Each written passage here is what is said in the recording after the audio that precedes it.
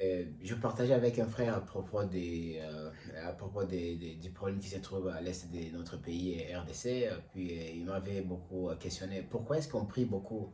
Pourquoi est-ce qu'on fait tant de choses, mais la guerre ne se termine pas? Bon, il y a toujours quoi, les gens qui perdent des familiers, quoi. Il y a des gens qui ont perdu la vie, il y a des gens, beaucoup sont blessés chaque jour, jour et nuit en fait.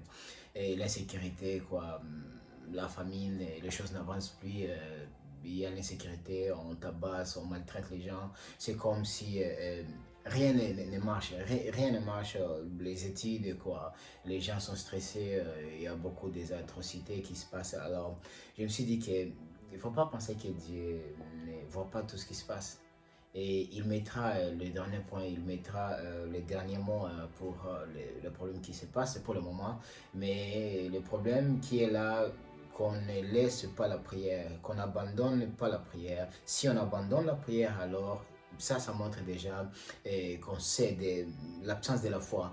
Et quels que soient les moments, quoi, les heures, les années, Dieu reste le même puissant qui avait toujours fait des miracles pour les gens d'Israël, pour le peuple d'Israël et beaucoup de gens qui se sont retrouvés en face des problèmes.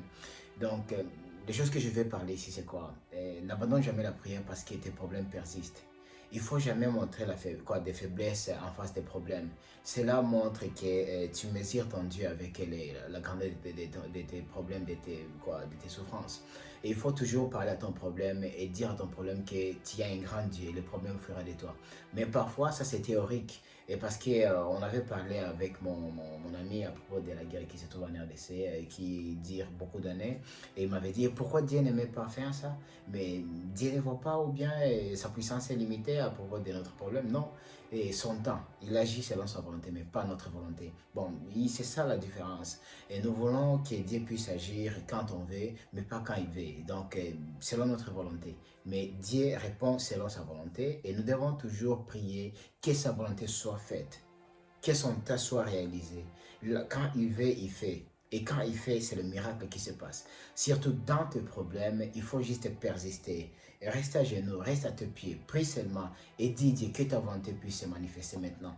J'ai besoin de toi. Mais laisse que toi seul tu puisses agir quand tu voudras, pas selon ma volonté. Donc j'avais partagé, j'avais dit à mon ami que les choses prendront fin un jour. Toute chose sur terre a le début et la fin. Et le début est là et la fin est en train d'être est en train d'être réalisée. Dieu est en train de préparer de bonnes choses pour la RDC et la vie future sera vraiment une vie meilleure, une vie de bonheur, une vie d'abondance, une vie de richesse, mais aussi une vie d'élévation. Et il y aura des transformations que Dieu fera. Et quand Dieu met son dernier point, quand Dieu met son dernier mot, personne d'autre viendra pour détruire, personne d'autre viendra pour envahir. Donc c'est-à-dire que ces gens qui font n'importe quoi qu'ils fassent parce que leur fin est là maintenant. Et pourquoi on doit toujours continuer à prier? Parce que dans la prière, il y a la victoire. C'est pourquoi cet thème est très nécessaire pour moi et toi. Prie pour la RDC. N'abandonne jamais, ne laisse pas de prier parce que les choses ont persisté. Les choses prennent beaucoup de temps. Pourquoi ça ne prend jamais fin? Je suis fatigué, je prie, j'ai gêné, je fais toutes sortes de prières, mais il n'y a rien. Mais sache que Dieu existe.